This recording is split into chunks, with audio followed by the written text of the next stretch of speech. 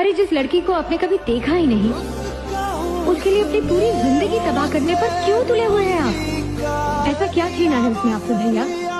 सब कुछ तो है आपके पास, और क्या चाहिए आपको? जिंदा रहने की वजह